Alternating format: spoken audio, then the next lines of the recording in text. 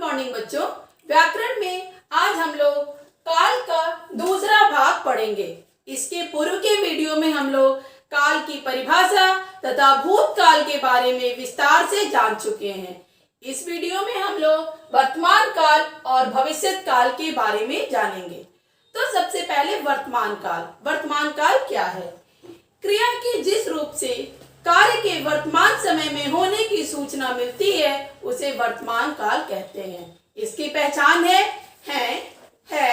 हूँ, हो। जैसे मैं पढ़ रहा हूँ, तुम कहाँ जा रहे हो आदि। वर्तमान काल के तीन भेद हैं। पहला, सामान्य वर्तमान काल।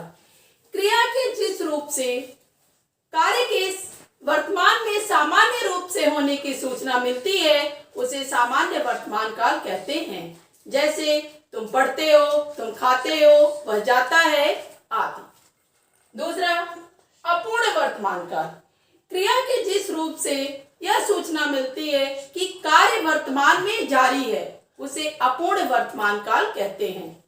क्रिया के इस रूप से कभी कभी भविष्य की भी सूचना मिलती है। जैसे पिताजी दिल्ली आ रहे हैं, मैं छुट्टियों में तुम्हारे यहाँ आ रहा हूं आदि। तीसरा है संदिग्ध वर्तमान काल। क्रिया के जिस रूप से कार्य के होने में संभावना होती है उसे संदिग्ध वर्तमान काल कहते हैं। जैसे शिक्षिका पढ़ाती होंगी, खिलाड़ी मैदान में पहुंचते होंगे आदि।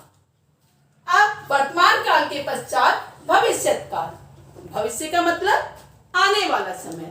तो क्रिया के जिस रूप से भविष्य में होने वाले कार्य की सूचना मिलती है उसे भविष्य काल कहते हैं।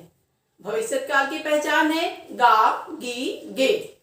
भविष्य काल के भी तीन भेद होते हैं। पहला, सामान्य भविष्य काल।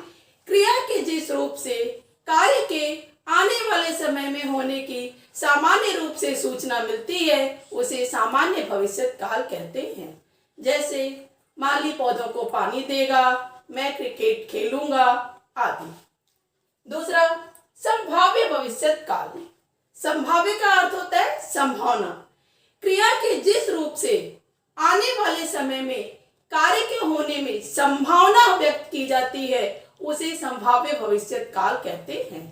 जैसे संभव है एक हफ्ते में मौसम बदल जाए, संभव है तुम इस परीक्षा को पास कर जाओ, मैं तुम्हारे घर आऊंगा तो तुम पढ़ रहे होगे।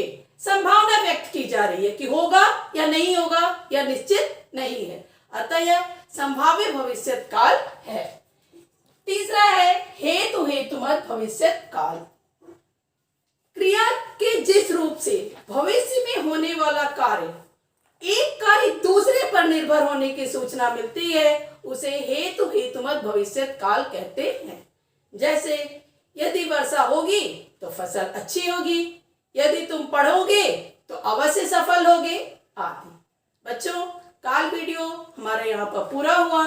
धन्यवाद। आपका दिन मंगलमय हो।